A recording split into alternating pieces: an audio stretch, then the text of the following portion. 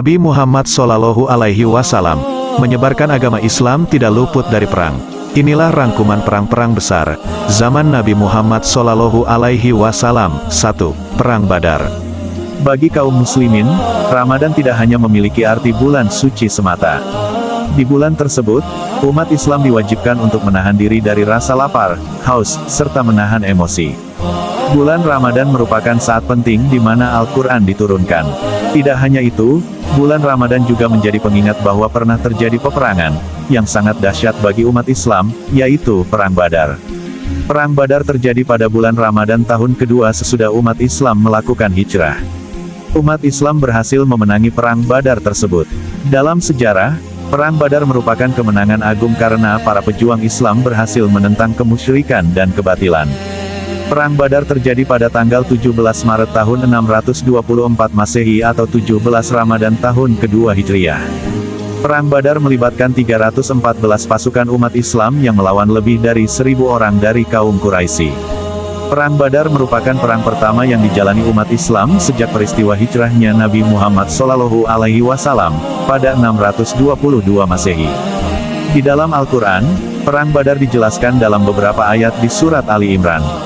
Sesungguhnya Allah telah menolongmu dalam peperangan Badar. Padahal, kamu adalah ketika itu orang-orang yang lemah. Oleh sebab itu, bertakwalah kepada Allah agar kamu mensyukurinya.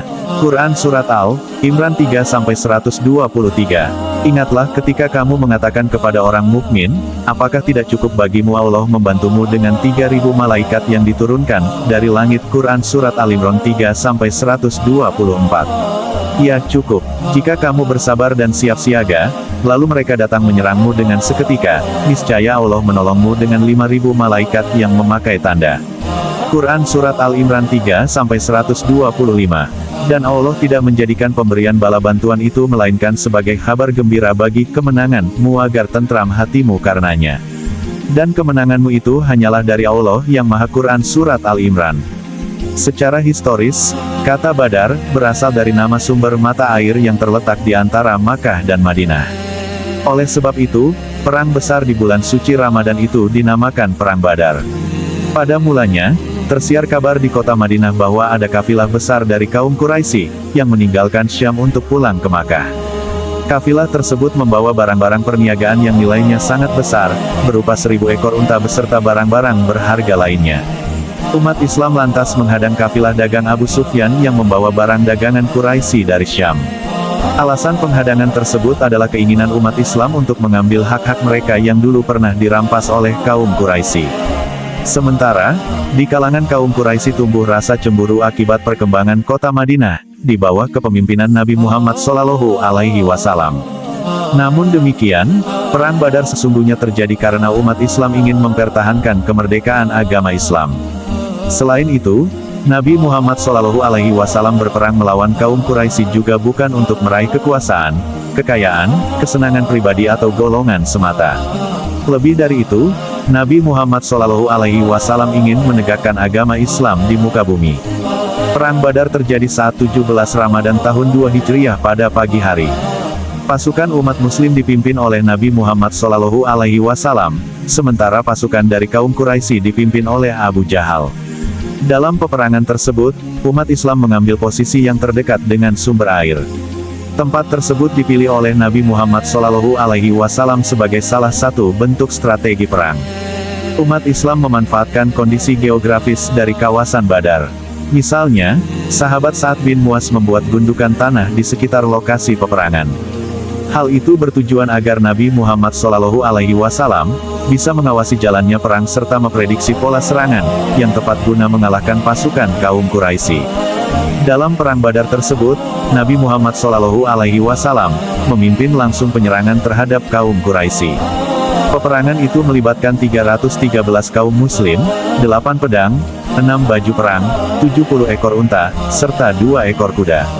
Sementara, pasukan dari kaum Quraisy mengerahkan pasukan 1.000 orang, 600 persenjataan lengkap, 700 unta, serta 300 kuda. Meskipun kalah dalam jumlah pasukan, kaum muslim tetap bersemangat untuk berjihad di bulan Ramadan. Semangat perang itu berhasil menewaskan 3 pimpinan perang dari pasukan kaum Quraisy, yaitu Utbah, Syaibah, dan Walid bin Utbah. Di antara pasukan Quraisy yang menyerang umat Islam, terdapat kerabat Nabi Muhammad SAW dari kabilah Bani Hashim. Mereka adalah paman Nabi, Abbas bin Abdul Muthalib, Hakim, sepupu Khadijah, dan lain sebagainya. Sesungguhnya pertempuran besar dalam perang Badar itu di luar perkiraan umat muslim. Sebab, sejak awal Nabi Muhammad SAW telah merencanakan pengerahan pasukan muslim untuk peperangan biasa, bukan perang besar. Oleh sebab itu, pasukan umat Islam hanya berjumlah 313 orang. Saat melihat banyaknya tentara kaum kafir Quraisy, berserta kelengkapan persenjataan, sirah, tombak, pedang, dan alat tempur lainnya, Nabi Muhammad SAW sempat menangis. Dia lantas berdoa kepada Allah Subhanahu wa Ta'ala, "Ya Allah, jikalau rombongan yang bersamaku ini ditakdirkan untuk binasa, maka tidak akan ada seorang pun setelah aku yang akan menyembahmu. Semua orang yang beriman akan meninggalkan agama Islam." Setelah berdoa, Nabi Muhammad SAW merancang strategi peperangan. Dia menjajarkan pasukan kaum muslim dalam formasi rapat. Dia juga memerintahkan agar sumur-sumur segera dikuasai untuk memutus pasokan air ke kaum kafir Quraisy. Selain itu, perang juga diawali dengan pertempuran jarak jauh. Saat pasukan kafir Quraisy bertolak untuk menyerang, umat Islam tidak segera menyambutnya dengan adu fisik secara langsung. Mereka terlebih dahulu menembakkan anak-anak panah dari kejauhan. Kemudian, barulah mereka menghunus pedang dan melakukan pertempuran. Lewat tengah hari, sebanyak 50 pemimpin pasukan kafir Quraisy tewas, termasuk Abu Jahal.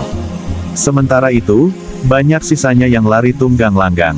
Sementara itu, korban dari kaum muslim hanya 14 orang. Selain memukul mundur 1000 tentara dari Quraisy, umat Islam juga berhasil mengambil rampasan 600 persenjataan lengkap, 700 unta, 300 kuda, serta perniagaan milik kafilah Abu Sufyan. Dengan kecerdikan Nabi Muhammad dan kedisiplinan pasukannya, umat Islam berhasil membalikkan keadaan yang membuat kehormatan dan kemuliaan Islam makin tegak di Jazirah, seperti halnya yang dibahas pada buku Perang Badar karya Abdul Hamid Jauda Al-Sahar. Pada akhirnya, Perang Badar dimenangkan oleh pasukan dari umat Islam. Kemenangan pada Perang Badar tersebut membuat posisi Islam di kawasan Madinah kian kuat. Sementara, kaum Quraisy yang kalah di Perang Badar harus menelan kekecewaan mendalam. Mereka pun semakin berhasrat untuk membalas dendam dengan persiapan yang jauh lebih matang. Bagi umat Islam, Perang Badar adalah peristiwa besar, apalagi terjadinya pada bulan suci Ramadan.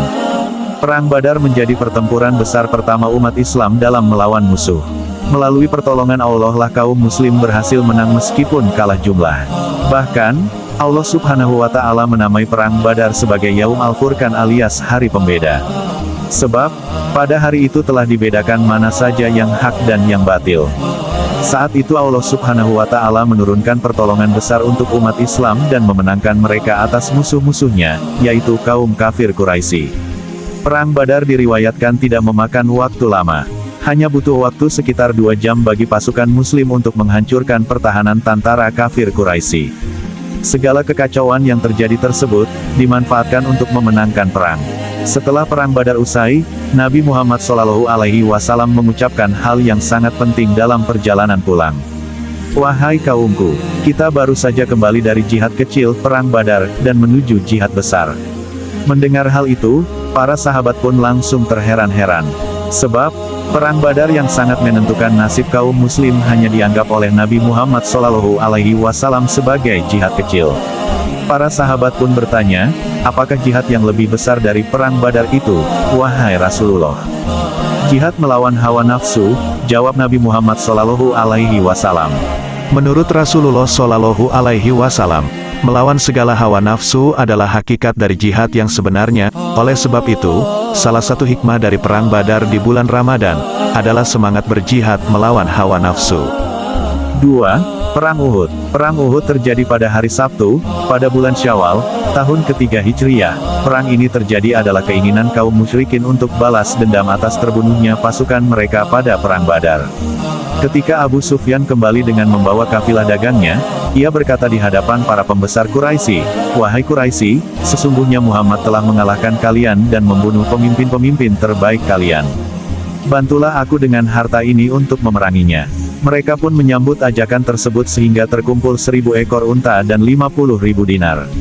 Mereka pun mulai menggalang pasukan untuk memerangi Rasulullah Shallallahu Alaihi Wasallam, dan meminta bantuan kepada kabilah-kabilah yang tersebar di sekitar Makkah.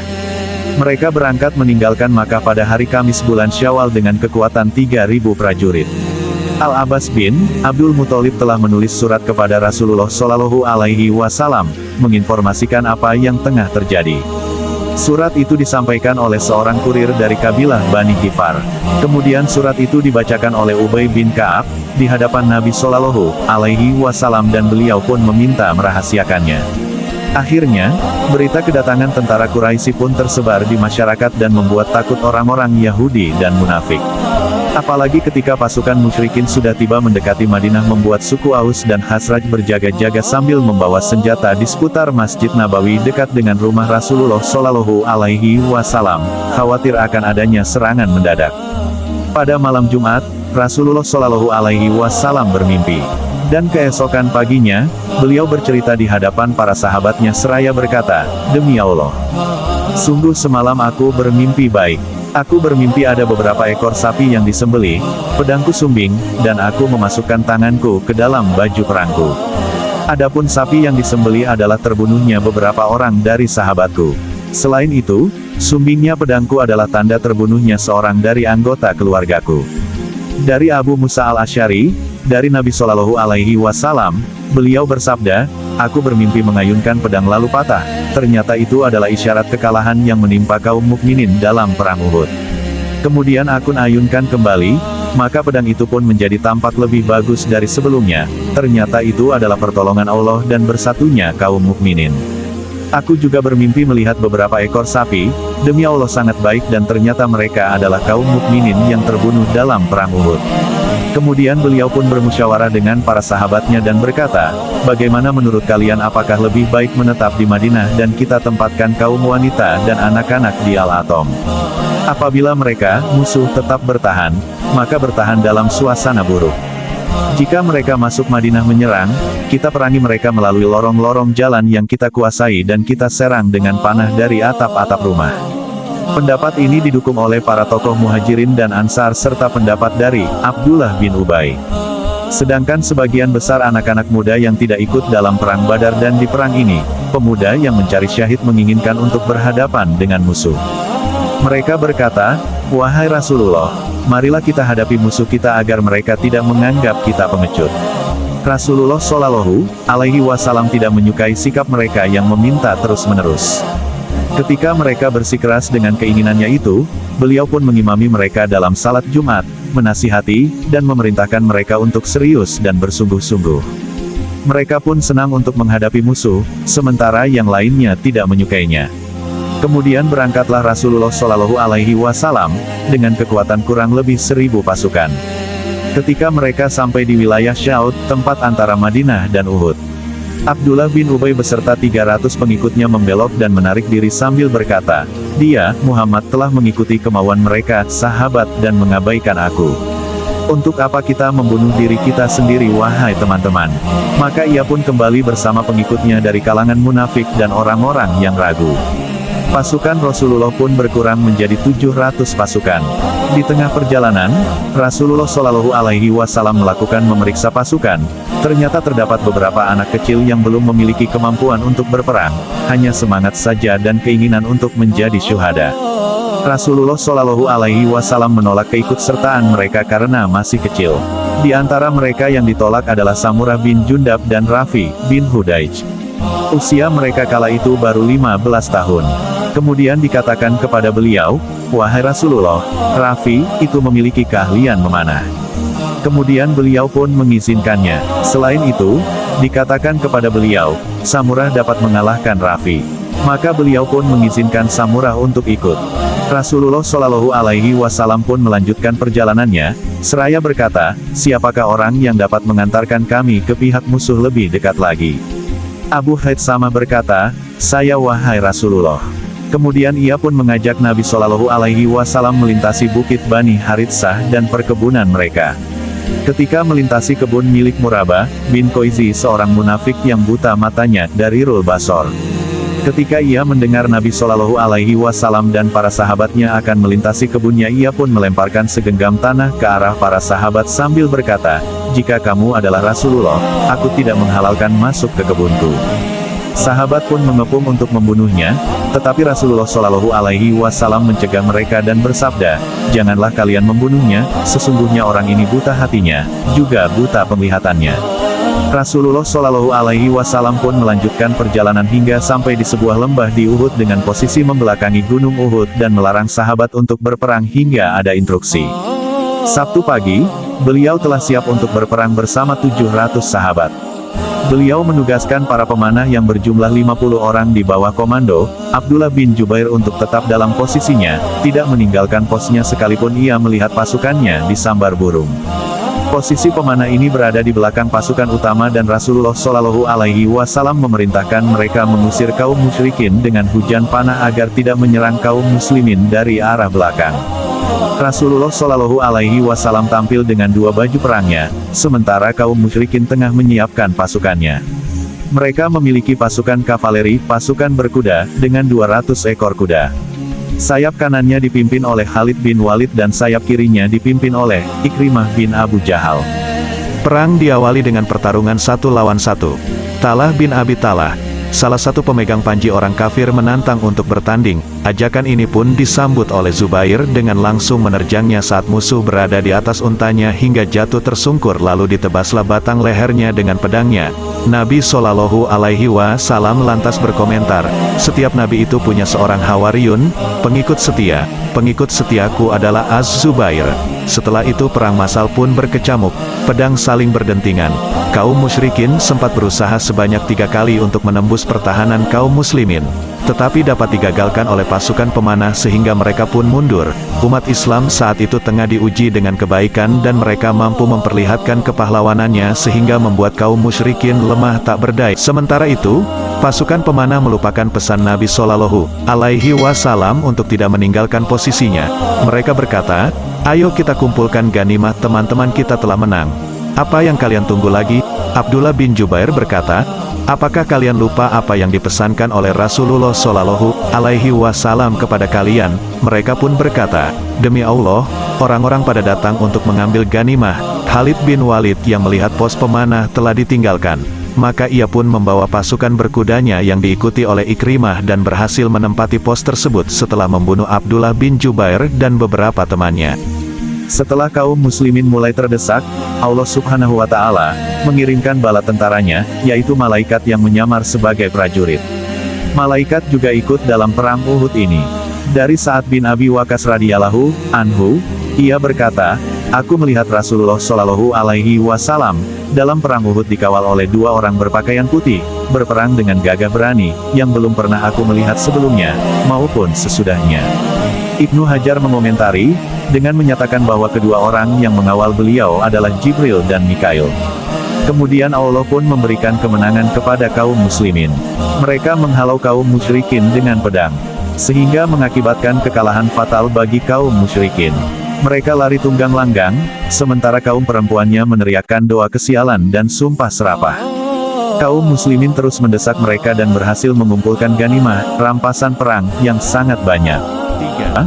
Perang Khandak. Di antara sejarah besar dalam Islam yang terjadi pada bulan Syawal adalah Perang Khandak, yaitu peristiwa bersejarah yang terjadi pada tahun ke-5 Hijriah.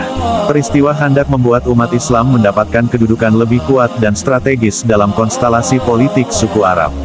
Perang antara 3.000 personel umat Islam melawan koalisi kaum kafir dengan kekuatan 10.000 personel. Bahkan menurut Syekh Wahbah Suhaili, jumlah personel kaum kafir 15.000 pasukan, dengan koalisi antara orang kafir Makkah, kaum Yahudi, orang-orang Quraisy, dan beberapa kelompok konspirasi.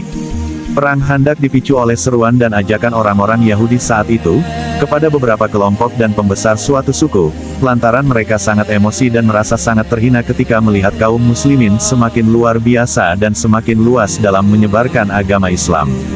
Tidak hanya itu, kaum Yahudi merasa iri ketika melihat keuntungan yang selalu diraih umat Islam. Kaum Yahudi mulai membangun strategi, dengan cara melakukan konspirasi baru untuk mengumpulkan pasukan yang banyak, guna menyerang kaum muslimin. Rencana jahat itu terdengar oleh kaum muslimin, dan disampaikan kepada Rasulullah Shallallahu Alaihi Wasallam. Kemudian Nabi mengajak para sahabat untuk bermusyawarah. Dalam musyawarah itu, Salman Al-Farisi menawarkan sebuah gagasan yang cemerlang. Seorang sahabat pendatang dari Persia itu mengusulkan agar kaum muslimin menggali parit, di wilayah utara kota Madinah, yaitu daerah yang bisa menghubungkan antara kedua ujung daerah Haran Wakim dan Hara Al-Wabrah. Daerah ini juga merupakan satu-satunya jalan terbuka di hadapan pasukan musuh. Sedangkan sisi lainnya sudah menjadi benteng, karena terdapat gunung-gunung tinggi, yang dipenuhi pohon kecil, dan dikelilingi pohon-pohon kurma, sehingga bisa menyulitkan unta dan pejalan kaki untuk melewatinya.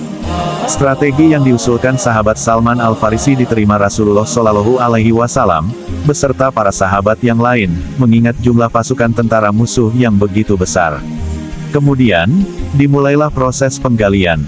Di bawah panasnya terik matahari, Rasulullah Shallallahu Alaihi Wasallam dan para sahabatnya, menggali tanah dengan ukuran panjang mencapai 5.000 sira, sekitar 3 km, lebarnya 7-10 sira, sekitar 4-6 meter, dan kedalaman 9 sira, sekitar 5,5 meter. Dan yang perlu dijadikan teladan dalam penggalian parit ini, bahwa Rasulullah tidak hanya memerintahkan para sahabatnya, melainkan menjadi pengawal dan ikut bergotong royong sampai penggalian itu selesai. Ketika pasukan Quraisy dan berbagai konspirasinya tiba di Madinah, mereka dikagetkan dengan parit yang menghalangi jalan mereka untuk memasuki kota Madinah guna menyerang kaum muslimin. Berbagai upaya mereka lakukan untuk menerobos parit, namun selalu gagal. Sebelum pertempuran berkecamuk antara kaum muslimin dan pihak musuh, Rasulullah dan para sahabat merasakan ketakutan. Kemudian datanglah Nuaim bin Mas'ud dari golongan Bani Ghatafan. Ia berkata, "Wahai Rasulullah, sungguh aku telah masuk Islam, dan kaumku tidak mengetahui bahwa aku telah masuk Islam. Perintahkanlah kepadaku, apa saja yang engkau kehendaki?" Rasulullah Shallallahu Alaihi Wasallam menjawab, "Engkau hanya seorang dari pihak kami, kembalilah kepada kaummu, karena sesungguhnya perang ini, Khandaq, adalah tipu daya." Setelah itu, Nuaim berangkat menuju kubu Bani Quraizah, dan ia berhasil meyakinkan mereka untuk tidak ikut dalam pertempuran melawan Rasulullah Shallallahu Alaihi Wasallam. Nuaim berkata kepada mereka, "Jangan kalian membantu mereka, Quraisy, memerangi Nabi Muhammad, sebelum kalian minta jaminan kepada kedua sekutu kalian, yaitu pemuka atau bangsawan terpandang dari mereka, sebagai jaminan atas peperangan ini, atau kalian mati bersama-sama dengan mereka." Selanjutnya, Nuaim segera beranjak menuju kubu Quraisy dan Ghatafan, dan ia kembali berhasil merayu mereka agar tidak melanjutkan serangannya pada Nabi Muhammad. Nuaim berkata bahwa Bani Quraizah menyesal memutus perjanjian dengan Nabi Muhammad. Bahkan mereka berjanji akan membantu Rasulullah menghadapi pasukan Ahzab. Tidak berakhir sampai di situ.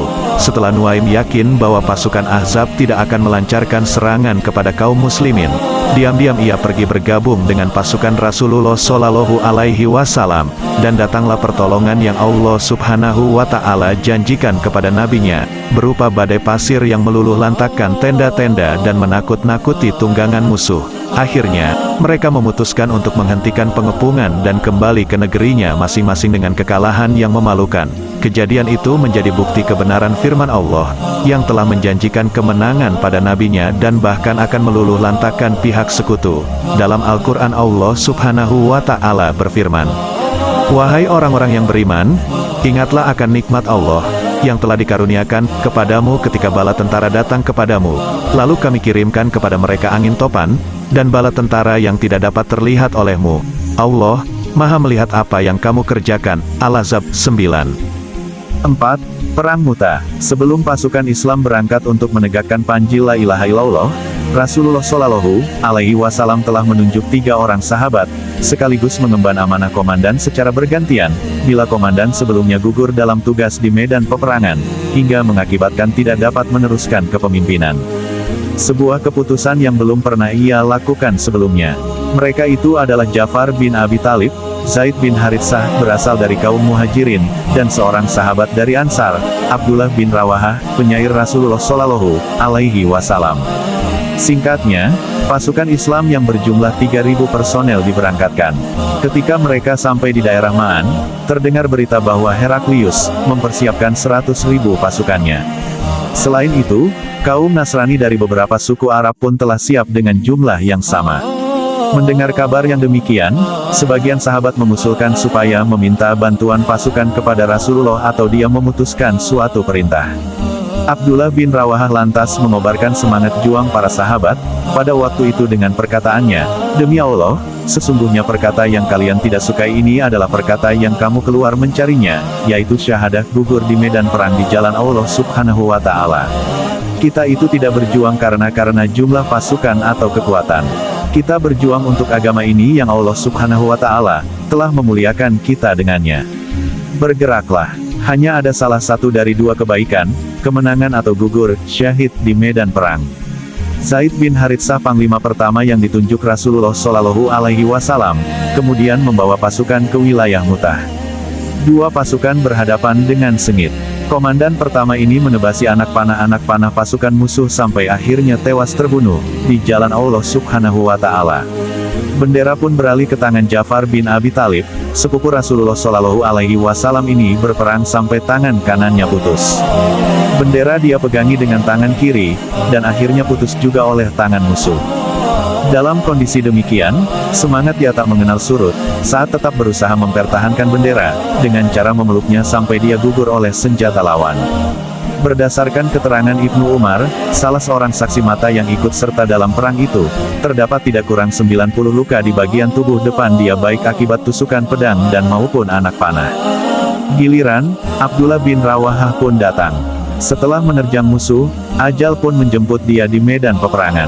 Sabit bin Arkam mengambil bendera yang telah tak bertuan itu, dan berteriak memanggil para sahabat Nabi agar menentukan pengganti yang memimpin kaum muslimin. Maka, pilihan mereka jatuh pada Khalid bin Walid. Dengan kecerdikan dan kecemerlangan siasat dan strategi, setelah taufik dari Allah Subhanahu wa Ta'ala, kaum muslimin berhasil memukul Romawi hingga mengalami kerugian yang banyak. Mengungkapkan ketakjubannya terhadap kekuasaan Allah Subhanahu wa Ta'ala melalui hasil peperangan yang berakhir dengan kemenangan kaum muslimin dengan berkata, "Ini kejadian yang menakjubkan sekali. Dua pasukan bertarung, saling bermusuhan dalam agama. Pihak pertama pasukan yang berjuang di jalan Allah Subhanahu wa Ta'ala dengan kekuatan 3.000 orang. Dan pihak lainnya, pasukan kafir yang berjumlah 200.000 pasukan, 100.000 orang dari Romawi dan 100.000 orang dari Nasara Arab. Mereka saling bertarung dan menyerang. Meski demikian sengitnya, hanya 12 orang yang terbunuh dari pasukan kaum muslimin. Padahal, jumlah korban tewas dari kaum musyrikin sangat banyak." Itulah sejarah perang Islam zaman Nabi Muhammad Shallallahu Alaihi Wasallam.